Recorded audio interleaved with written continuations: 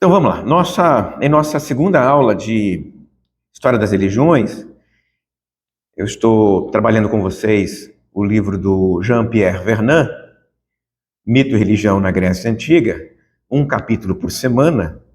Jean-Pierre Vernant é um historiador francês, porque ele morreu em 2007, nasceu em 1914, morreu em 2007, fez uma longa carreira na França e é importante aí para estudos clássicos, né? Especialmente aí da mitologia e da religião da Grécia Antiga.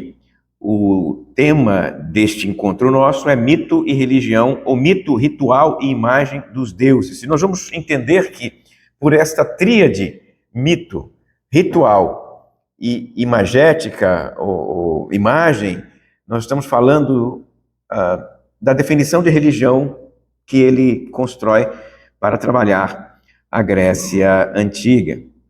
Nós estudamos juntos aqui, nós vimos juntos no nosso último encontro. Essa tela aí faz uma pequena revisão do encontro. Nós estudamos a relação entre a religião grega e o mundo grego, né? O que nós entendemos e percebemos é que a religião grega não deve ser estudada como nós estudamos religiões contemporâneas, como o cristianismo, como o judaísmo, como o islamismo, e especialmente religiões monoteístas como estas. A religião grega pede um instrumental de leitura diferente. E uma das distinções que o Jean-Pierre Vernant fez, e nós estudamos isso no nosso último encontro, foi a relação entre a religião grega e a polis, a cidade, né? A religião grega é uma religião cívica, a religião da cidade. A religião é vinculada à polis grega. A religião ela é disseminada de tal maneira na cidade que não se separa qualquer tipo de evento da cidade e religião. Não há separação. Tudo que é polis é religioso e o religioso está disseminado na polis. É uma religião da comunidade e não necessariamente aí do indivíduo, tá? Qual é o contexto histórico que o Jean-Pierre Vernant está trabalhando no livrinho dele aqui? O contexto histórico é séculos 8 a 4. O que é séculos 8 a 4 dentro da estrutura que nós estamos trabalhando? Séculos 8 a 4 é Grécia Arcaica e Grécia Clássica. Esta tabelinha que aparece para vocês aí é uma estrutura pedagógica, né? No mundo real, as coisas não são tão certinhas de quadradinhas assim. Mas nós organizamos os eventos da história grega por meio desta lógica para facilitar a conversa sobre estes assuntos. O período micênico, que vai de 1600 até 1200, um período de palácios enormes e de monarcas quase orientais. Finalmente, chega um momento em que isso desaparece, aí meados de 1200, isso desaparece completamente e estudiosos não sabem exatamente por que isso aconteceu, mas sumiu tudo. Durante 400 anos, a cultura grega fica em silêncio. É curioso isso. Tem escrita no período micênico, mas durante o período que nós chamamos de período homérico, 1200 a 800, não tem nem escrita. As pessoas não têm produção. É um empobrecimento material e cultural fenomenal, né? A ponto de alguns chamarem de Idade Média da Grécia Antiga. É chamado de período homérico porque as histórias de Homero fazem referência a esse período. Uma maneira de encontrar e de estudar esse período é por meio do Homero, das obras do Homero, das duas obras principais lá do Homero, tá? Pois bem, depois do século VIII até o século VI, a chamada Grécia Clássica, nós estudamos no período da Grécia Clássica aqui os movimentos migratórios, as colônias gregas que se formam na Ásia, na Itália, na Península Itálica, no sul da Península Itálica, as colônias gregas que vão para a Península Ibérica, o norte da África. É nesse período também que as instituições gregas vão se transformando para dar origem à polis grega como nós conhecemos no período clássico, que é séculos V e IV. Aquilo que nós conhecemos de história grega, aqueles personagens fascinantes, aqueles líderes, aqueles filósofos, aquelas coisas todas, é do período clássico. É o período clássico que fornece para nós aí os principais elementos que nós temos na nossa memória de Grécia. Mas o período arcaico, prepara o período clássico. Alguns costumam dizer que a polis grega, na sua versão democrática, como por exemplo Atenas, ela foi gestada durante o período arcaico por figuras centralizadoras, por figuras que tentam manter o poder e disciplina dentro da cidade por conta própria, só que essas figuras vão dar origem à democracia ateniense. Então, o período arcaico é um período que nos interessa também. Para a nossa conversa, os tópicos trabalhados aqui têm relação com o período arcaico e o período clássico. Finalmente chega o período helenístico, quando Alexandre o Grande se expande. A expansão de Alexandre o Grande, você deve se lembrar, ele não é grego, ele é da Macedônia, só que ele se expande na direção das polis gregas, conquista tudo ali, e depois de conquistar tudo ali, atravessa o estreito, vai para o outro lado, conquista o Império Persa, a região da Ásia, a região da Palestina, o Egito, a Mesopotâmia, e o cara vai até quase a Índia, né? Ou seja, o sujeito transforma o mundo antigo completamente. O primeiro grande império não foi o dele, é possível dizer que o primeiro grande império foi o Império Persa, mas o Império Grego é um império de transição para aquele que os estudiosos de cristianismo gostam de estudar, que é o Império Romano. Então, para a gente entender o Império Romano, tem que entender o Império Grego. O Império Grego ele se expande com Alexandre na direção do Oriente.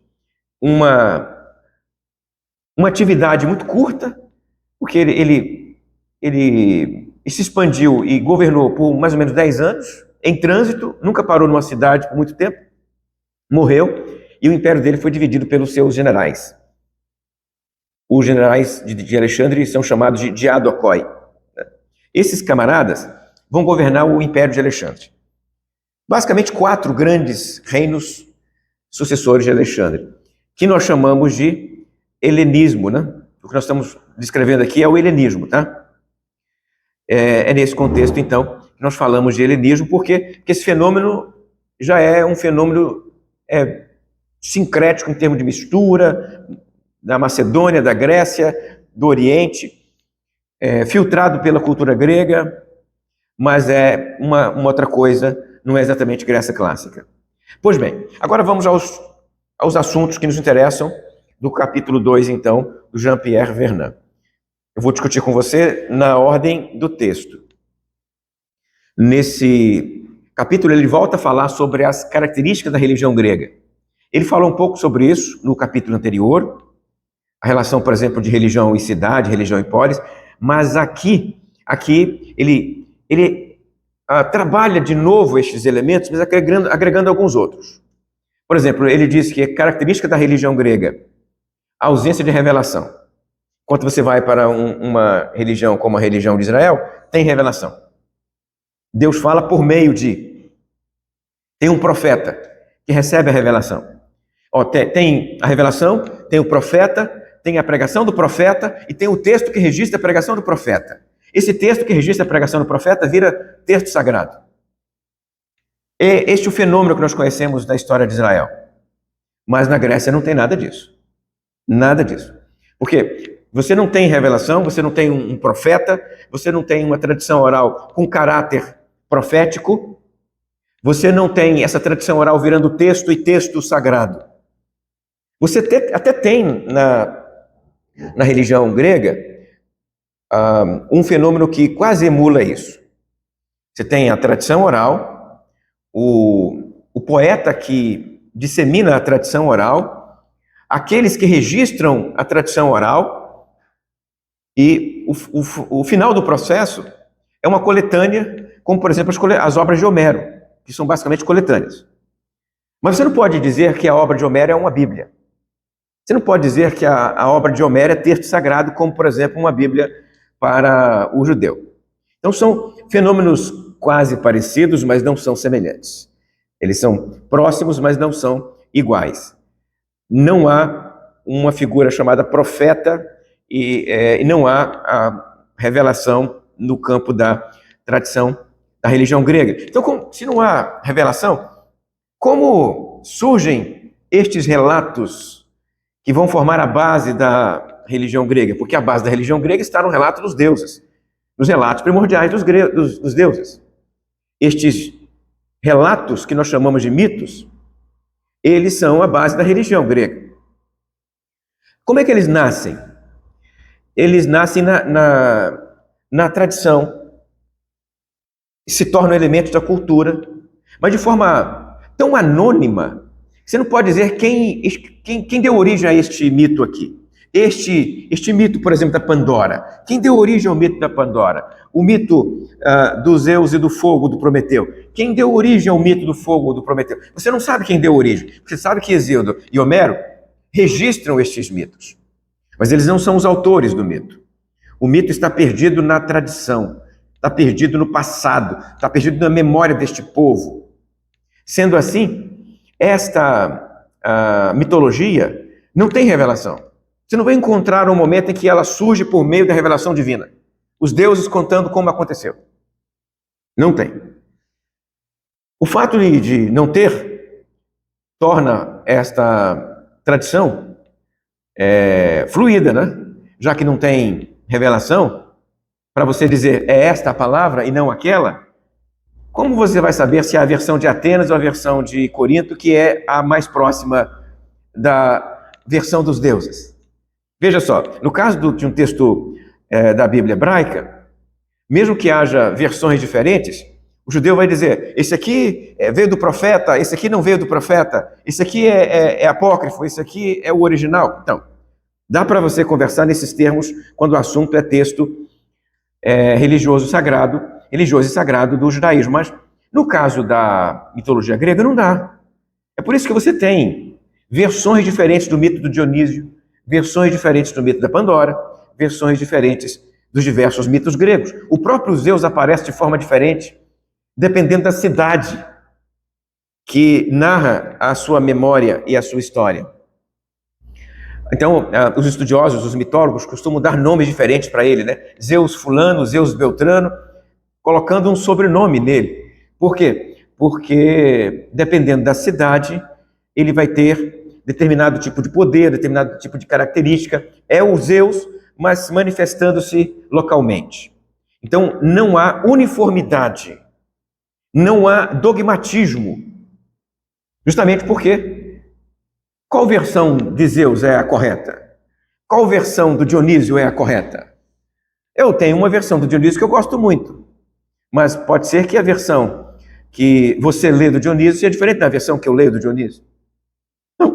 Não tem dogmatismo, por quê? Como é que você vai usar? Que parâmetro você vai usar para dizer essa versão é a melhor, essa é a pior, essa é a correta, aquela é pervertida? Não dá para você fazer esse tipo de juízo com relação à tradição religiosa grega. Já não tem texto sagrado, não tem profeta e não tem casta sacerdotal. Você tem sacerdotes vinculados a templos? Sim, é verdade. Você tem lá um templo para Atenas e tem uma sacerdotisa, um sacerdote que vai cuidar do culto de Atenas. Ele é responsável por poder fazer alguns sacrifícios diários, queimar alguns animais. Mas não tem casta sacerdotal. Casta sacerdotal, corpo de sacerdotes, com poder religioso dentro da cidade? Tem não. Isso está ausente da religião grega. Então, olha, não tem livro sagrado, não tem sacerdote, casta sacerdotal, perdão. Tem sacerdote, mas não tem casta sacerdotal. Não tem revelação, não tem profeta. Então você percebe que estudar a religião grega não é um elemento, não é uma coisa semelhante a estudar as religiões contemporâneas ou as religiões monoteístas como nós conhecemos. Há um próprio desta religião aqui que pede um olhar diferente. Já dizia para você o Jean-Pierre Vernant, no capítulo anterior, que a religião se desenvolve por meio da tradição. As histórias são contadas. E se ela se desenvolve por meio da tradição, qual é o canal oficial de transmissão? Não tem. Acabei de dizer que não tem sacerdote, não tem profeta, então não tem um canal oficial. Ora, se não tem canal oficial, quem é o responsável por disseminar a religião grega?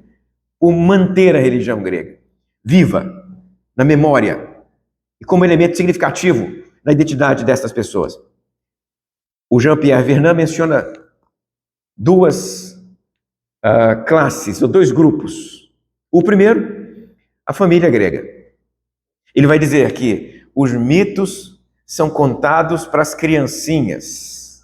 As criancinhas aprendem os mitos ao mesmo tempo que aprendem o alfabeto, aprendem a falar. A criancinha vai estar aprendendo lá o alfa, beta, gama e ao mesmo tempo aprendendo com quem ensinou o alfa, beta, gama a história de Zeus, a história de Pandora e outras divindades, outras figuras, né? Então, as criancinhas aprendem à medida que elas são socializadas. Se nós estivéssemos usando aqui a linguagem daquele sociólogo americano Peter Berger, ele falaria em socialização primária e socialização secundária. Socialização primária é aquela que é feita em casa pelos pais. E socialização secundária é aquela que é feita na escola pelos professores. Então, a socialização primária no mundo grego é a mãe, a avó e as amas, as escravas domésticas, aquelas que ensinam as criancinhas, que cuidam das criancinhas. Então, a mãe, a avó e as escravas domésticas, as amas, lá na casa, lá na oikia, estas figuras vão manter as histórias vivas na cabeça das criancinhas. Evidentemente, guardadas as proporções, é como uma história que você ensina para a criança pequena, e ela, enquanto é criança pequena, leva essa história como um elemento de vida. Ou seja, ela aprende por meio desta história, e um elemento na vida dela é construído por meio dessa história. Exemplo, história que nós contamos para os nossos filhos. Chapeuzinho Vermelho. Contamos para os nossos filhos. Pegamos a criancinha, colocamos ela lá na mesa, enquanto ela está comendo, você pode contar uma historinha dessa para seu filho, sua filha. Né? Lobo Mau. Eu contei a história do Lobo Mau para o meu filho. Isso ensinou alguma coisa para ele. Eu nem lembro o que eu estava ensinando para ele quando eu contei essa história. Possivelmente tenha cuidado com o lobo que está do lado de fora querendo entrar. Não abra a porta, meu filho. Acho que é isso. Mas, de qualquer maneira, Lobo Mau, Chapeuzinho Vermelho, Papai Noel. Papai Noel, não é? Quando nós somos pequenininhos, até uma certa idade, nós acreditamos no Papai Noel. E até uma certa idade, aquele presente do dia 25, imaginávamos vir do Papai Noel. Depois, a gente aprende que o Papai Noel é o papai e é uma primeira decepção na vida, né? A gente queria que fosse o sujeitinho gordinho vermelho que nos entrega um presente. Mas você ensina para a criancinha um certo conceito de vida por meio dessa história. Um conceito de vida a criança aprende por meio dessas histórias. Agora, eu falei com você que isso aí é guardado as devidas proporções, porque nenhum de nós está ensinando religião para a criança por meio dessas histórias. No mundo grego, vai junto a religião, porque as histórias das crianças é Zeus, é Dionísio, é Hermes, é Diana, é Atenas. Então, a criancinha, ela conhece o mundo primeiramente pela boca da sua mãe, da sua vovó e da sua ama, e esse conhecimento ordena o mundo da criancinha. Não tem que ordenar o mundo da criancinha. A criancinha já vai para as fases seguintes da vida com o mundo ordenado. Ninguém tem que ensinar essa história para a criancinha. Ela já cresce com ela. Então a cosmovisão grega é construída junto com a língua grega. A língua e a cultura grega, a religião grega, chegam juntas na criancinha. O segundo agente nesse processo de socialização da religião grega é o poeta. É o poeta. Homero é um poeta. A mitologia veio até nós por meio do Hesíodo e do Homero, na forma de poesia, tá? Na aula passada, por exemplo, eu li um trechinho de O Hesíodo para você. É poesia. Mesmo quando a tradução quer transformar a poesia em um texto na forma de crônica, ainda assim o substrato é poesia. Porque é na poesia que a religião grega, que os mitos gregos são disseminados. Nós podemos nos perguntar sobre por quê. Eu acho que eu tenho uma reflexão sobre isso aqui. Primeiro, é muito mais fácil, pelo menos no mundo antigo, guardar na memória uma poesia do que uma crônica.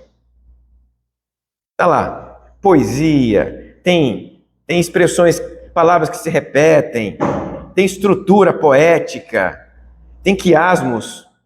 Então você olha para a maneira como o texto está lá e é muito mais simples guardar aquilo na memória do que uma história na forma de uma crônica. Na forma de uma crônica é muito difícil guardar. Na forma de poesia, muito mais fácil.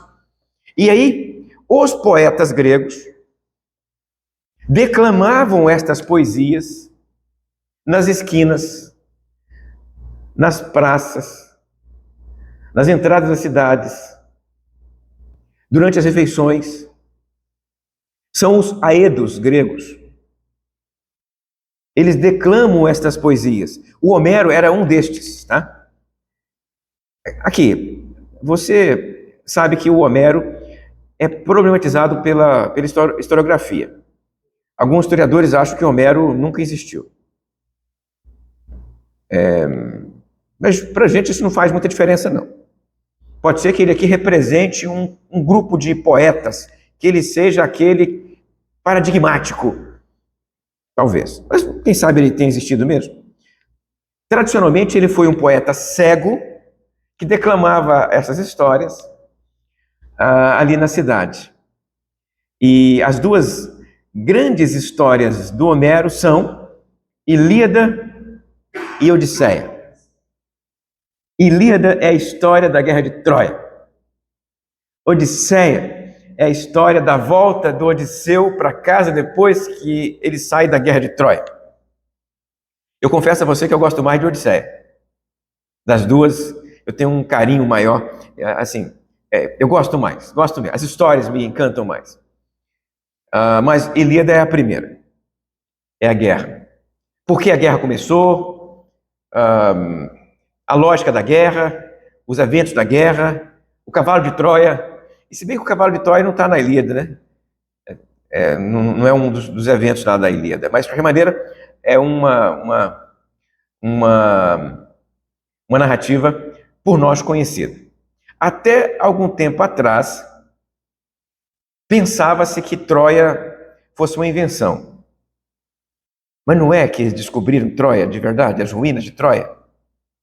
Lá na Turquia, hoje Turquia, na Ásia, na fronteira ali, na fronteira não, né? Naquela região costeira da Ásia, Ásia Menor, aquelas cidades são cidades gregas, tá? Aquelas cidades ali são cidades gregas, a filosofia começou ali e a guerra de Troia foi ali também. Troia. Para quem estuda a Bíblia, o texto bíblico diz que o Paulo passou 2 vezes por Troia para poder chegar até a cidade de Filipos, a região da Macedônia. Então, não deixa de ser uma cidade significativa para os estudiosos do cristianismo antigo. A poesia, então, é a maneira de preservar essas histórias. É na poesia que os deuses agem, é na poesia que os deuses falam. Poesia oral. Aqueles textos, aqueles relatos todos estavam na memória dos poetas. Tá? Talvez eu pudesse ilustrar aqui, entre nós, a poesia do Homero, a forma como esse Aedo está declamando esta poesia aqui na estrada, na esquina, e aqueles cantadores de prosa não, de verso, lá do sertão. Aquelas historietas cantadas pelos trovadores sertanejos. Pode ser. Não sei quantos de vocês pararam para ouvir essas histórias dos trovadores. Está na memória dos caras. Os caras têm uma memória enorme, porque está no ritmo, né? No ritmo é mais fácil deles memorizarem. O outro personagem aqui importante para a gente é o Hesíodo. Ele também foi um poeta. Ambos Tanto o Homero quanto o Hesíodo são do século VIII, ou seja, final daquele período que eu chamei de período da Idade das Trevas, né? Porque não tem produção material, não tem cultura escrita, por exemplo. Século VIII, ambos estão ali no limiar, e o Hesíodo escreveu 2 textos, o Teogonia, que conta como Zeus criou todas as coisas, e Os Trabalhos e os Dias, que é uma obra poética sobre a vida no campo. Estes textos estão aí diante de nós, e servem para quê? Qual é o papel desses textos? Mostrar para nós como a poesia organiza, como a mitologia organiza o mundo grego. Como a religião organiza o mundo grego. O mundo grego é organizado por esta estrutura cultural. Há uma função social nessas histórias. Essas histórias aqui, elas não apenas ilustram o social, mas também organizam o social. É organizado por meio destas histórias. Nós vamos fazer assim por quê? Porque está na tradição. Então há uma função social para essas histórias serem cantadas e repetidas, há uma função espiritual para essas histórias serem cantadas e repetidas. O que eu estou chamando de função espiritual? Moldar os espíritos, as mentes das pessoas, construir o imaginário, as representações das pessoas. É isso que eu estou chamando de função espiritual destes relatos, destes mitos. E eles viram em algum momento texto que vai ser, de novo, recitado. Então sai da tradição, vai para a recitação poética, na tradição oral, e por fim vira texto, e os textos viram instrumento, de novo, de manutenção de identidade social grega. Neste momento, o autor apresenta um historiador que problematiza a religião grega e os mitos gregos, né? Dizendo que se a religião está nos mitos e o mito é literatura, não é religião, não é texto religioso. E aí ele levanta esta questão para a reflexão nossa. Lembra você que a resposta dele é, apesar de estar no mito, não deixa de ser religioso ou religião. Porque o mito, ele é apenas o testemunho do religioso na sociedade. É documento literário? Sim, mas é religião. Para estudar a religião grega, eu estudo o quê? Os mitos gregos. O autor vai apresentar para a gente, o Jean-Pierre Vernant, uma mudança no estudo dos mitos, dos ritos e dos símbolos gregos. Ele entende que durante boa parte da história, os estudiosos focavam nos mitos, entendendo que o mito era a única fonte, era a única maneira de se estudar a religião, e este foco no mito era numa perspectiva até positiva. Agora, quando chega no século XX, ele entende que aconteceu uma inflexão. Diversos estudiosos do mito falaram coisas contra o mito, insistindo que o mito era apenas uma parte do processo de evolução da humanidade, consequentemente tinha de ser deixado para trás. É uma visão preconceituosa do mito que existe até hoje. Quando a gente quer, hoje em dia, dizer que alguma coisa é falsa, o que você fala? Isso é mito. É mito, não é? Então, você ouve algum negócio, aí isso é falso, isso é mito. Nós usamos a palavra mito como sinônimo de falso. E é um equívoco, porque a palavra mito, a definição da palavra mito, não é o que é falso. A definição da palavra mito, por exemplo, que é dada por mitólogos, estudiosos do mito, mito é um relato de acontecimentos e eventos primordiais, cujos personagens principais são os deuses, e cuja função é dar sentido para uma realidade significativa. Ora, se essa é a definição de mito, você não pode dizer que ela é igual a falso ou igual a falsidade. Isso vai ficar mais claro daqui a pouquinho quando eu vou destrinchar essa definição.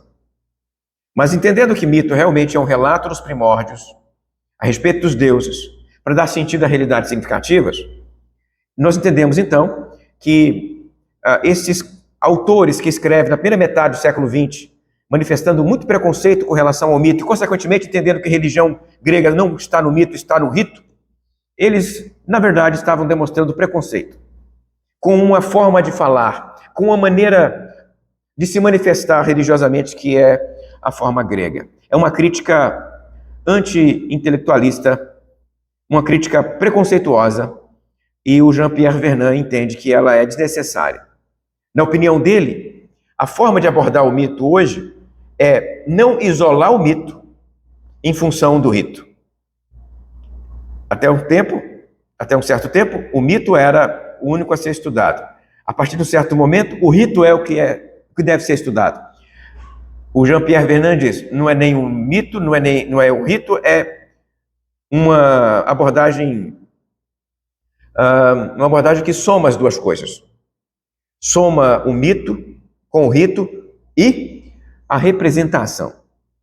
Lembra que no título desta aula aparece mito, rito e representação? O que é mito? Está claro para a gente. Mito é o relato. O rito é a operação religiosa. É o que se faz.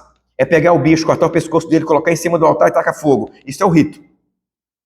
Comer da carne daquele animal sacrificado. Este é o rito. A corrida da Olimpíada. Este é o rito. E a representação? A representação imagética.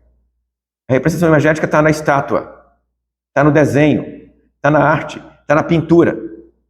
Quando se desenha o Deus, quando se desenha a divindade, quando se constrói a estátua dos Zeus de Atenas. Então, estes três elementos, segundo ele, o mito, o rito e a representação, formam a religião. Não está nem num nem no outro, está no conjunto. Então vejam comigo aqui as contribuições desses dois caras que ele apresenta no texto dele, que eu trago para a gente aqui agora. Que ele está chamando de análise estrutural. Não é nem do mito apenas, né? Análise estrutural da religião grega. Começa com Georges Dumézil, que morreu em 1986, é um historiador francês, ambos são franceses, um é historiador, o outro é antropólogo. O Georges Dumézil, ele tem um paradigma que vai aparecer em outro lugar do livro do Jean-Pierre Vernant, que é o paradigma triplo para descrever as estruturas sociais. Eu acho esse paradigma interessantíssimo, tá? Ele entende que as estruturas sociais indo-europeias, ou seja, naquela região lá da Europa e da Índia, do Vale do Indo e da Europa, elas são marcadas por três partes. Uma, soberania, que é sacerdote e rei, poder militar, que é o guerreiro, e o produtor, que é o agricultor e o artesão. Então, quem tem o poder político, quem tem o poder militar e quem tem não o poder, né? O pobre do sujeito que planta não tem poder, né? Mas ele é aquele que produz. Então, ó, poder, soberania, é o sacerdote e o rei. Poder militar é o guerreiro. E produção, agricultor e artesão. Ele divide a sociedade dentro desses três grupos e entende que os mitos servem para sustentar um ou outro destes poderes, destes espaços. Tem mito que serve para sustentar a soberania, um mito que serve, por exemplo, para dizer por que o rei é o rei e por que o sacerdote é o sacerdote. Um mito que serve para dizer por que o guerreiro faz isso e não aquilo. Um mito que serve para dizer o que o camponês tem que fazer. Esses mitos organizam a sociedade. Ela é organizada por meio destas três classes, três grupos aí. Os mitos, então, estão separados e agrupados. O Claude Lévi-Strauss morreu em 2009, foi um antropólogo francês, foi fundador da chamada antropologia estrutural. Ele entendia cultura como se fosse linguagem, tá? Estuda-se cultura como se estuda a língua. A língua organiza o pensamento, a cultura organiza a vida.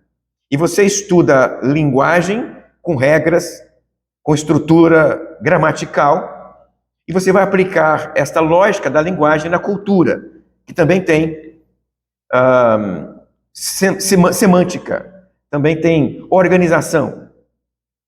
Da mesma maneira como nossas mentes são organizadas de forma semelhante, porque nós falamos português, a estrutura grega, a cultura grega organiza o mundo grego de forma semelhante, porque a cultura grega é a linguagem dos gregos. Então, os mitos e as práticas religiosas são sistemas de signos que revelam estruturas mentais universais. Universal, no caso ali, da Grécia Antiga, né? Para todos os gregos. Os mitos e as práticas religiosas fornecem a linguagem que os gregos têm, que os constituem gregos. É um uso, então, positivo da mitologia e da religião. Esses autores têm uma visão positiva da religião e da mitologia. Aí eu volto àquela definição de mito que eu dei para vocês agora há pouco.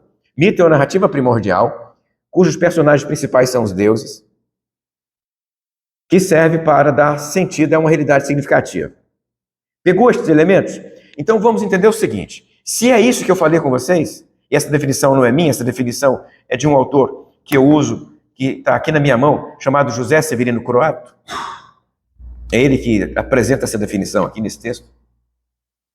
Se essa definição estiver correta, mito nunca pode ser individual. Ninguém pode criar um mito. Eu vou criar um mito aqui agora. Por quê? Porque se os mitos são coletivos e estruturam as sociedades, uma pessoa não tem capacidade de fazer isso isoladamente, individualmente. É por isso que a gente não consegue dizer quando o mito nasceu. Porque eles estão lá no passado das comunidades, no passado das cidades, das polis. Os mitos são anônimos. Porque se você conhecer quem é o pai da criança, ele perde o poder dele. Perde. Ele não tem autoridade mais para fazer o que ele faz, para operar como ele opera. Ele tem que ser anônimo. Então, para interpretar o mito, me acompanhe aqui. O mito, então, não é necessariamente relato verdadeiro ou mentiroso. Não é isso. Não é assim que se trabalha mito. Isso é falso, isso é verdadeiro. Não. Por quê? Porque o real no mito não é o evento que ele narra. A história dos Zeus, a morte do filho dos Zeus, lá, o Dionísio, comido lá pelos titãs. O real no mito não é o evento narrado. O real no mito é a realidade humana subjacente ao que ele narra. O mito quer interpretar uma realidade humana significativa. Tão significativa que precisa de um mito para ser interpretada e sustentada. O mito interpreta essa realidade vinculando ao mundo dos deuses. Porque essa realidade é tão importante que ela precisa do mundo dos deuses para se manter dentro daquela sociedade. O papel do historiador da religião, no nosso caso aqui, é analisar a realidade histórica. Importante, hein? O papel nosso, enquanto historiadores da religião, é analisar a realidade histórica subjacente ao mito, que gerou o mito. O que interessa para nós é o mundo vital. A realidade histórica está no mito, então, como um negativo de fotografia. A imagem, hoje em dia, talvez não seja tão boa assim, porque são raras as pessoas que ficam revelando o filme. Mas eu sou de uma época que eu tirava foto e revelava. Eu tinha a minha máquina Kodak, tirava minhas fotos com a minha Kodak, com 18 poses, às vezes eram 24 poses, eram 12, 24 e tinha até 36, eu acho. Tirava lá as minhas fotos, ia na lojinha da Kodak e mandava revelar. 3, 4 dias depois, dependendo lá do prazo, o cara me entregava um pacotinho com as minhas fotos. E me entregava também os negativos. Os negativos mostravam aquilo que estava ali no papel inverso, no invertido, no mundo invertido. Né? A realidade histórica está no mito também, como o negativo de uma fotografia, só que invertido. O nosso papel é tentar encontrar essa realidade histórica por trás do mito. Certo? Não só do mito, né? Eu Eu estou falando do mito aqui porque o mito é a narrativa, mas é o mito, o rito e a figuração. O que ele chama de figuração, gente, aqui, é o símbolo, tá? É a imagem, é o objeto. E os três elementos estão juntos. Estão juntos. O mito conta, o rito interpreta. E a imagem fixa. Você percebeu o papel de cada um deles? Mito, o mito narra. O rito repete o que o mito narra. Interpreta como se fosse uma peça. Então, se tem lá no mito o evento narrado, o rito vai fazer o quê? O rito vai dramatizar. O rito dramatiza o mito. E o símbolo, ou a imagem, o imagético, como coloquei aqui nessa ânfora panatenaica, eu até errei a pronúncia aqui, ó. É uma ânfora panatenaica. O que é isso aqui, gente? Havia um festival em homenagem a Atenas. E esse festival era um festival importante para Atenas. E eu tenho aqui uma ânfora de um destes festivais, datada de 566 a.C. Rapaz, olha a idade desse negócio aqui. O quanto isso não deve valer?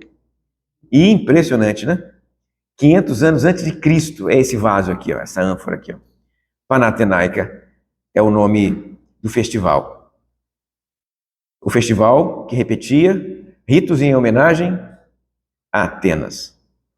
Nele, no vaso, você vê um desenho de quem? Atenas. Na forma de uma guerreira com roupas vermelhas. Uma guerreira negra com roupas vermelhas. Então você tem aqui a imagem fazendo referência a um rito. Este rito é a dramatização de um mito. Pegou aí? O mito conta, o rito dramatiza e a imagem fixa. Então, o Dumézil, aquele cara, George Dumézil, que apareceu no slide anterior, ele argumentou pela forma como se fosse uma rede, né? Ele entende que os conceitos, as imagens e as ações, o mito, o rito e o símbolo, formam uma rede que une a experiência religiosa e a sociedade grega. Para fechar então essa minha fala aqui, 3 conselhos para a gente. Primeiro, deve-se evitar reduzir a religião grega a mito ou a rito. Por quê? Porque ela não é uma coisa ou outra, ela é um pacote. E no pacote tem mito, tem rito e tem símbolo. Tem mito, tem rito e tem imagem. Então não é uma coisa só. 2, a religião grega é complexa. Vamos evitar os reducionismos. Como qualquer outra religião, não tem religião simples. As coisas importantes da vida não são simples. As coisas significativas para nós não são simples. O que tem importância é complexo.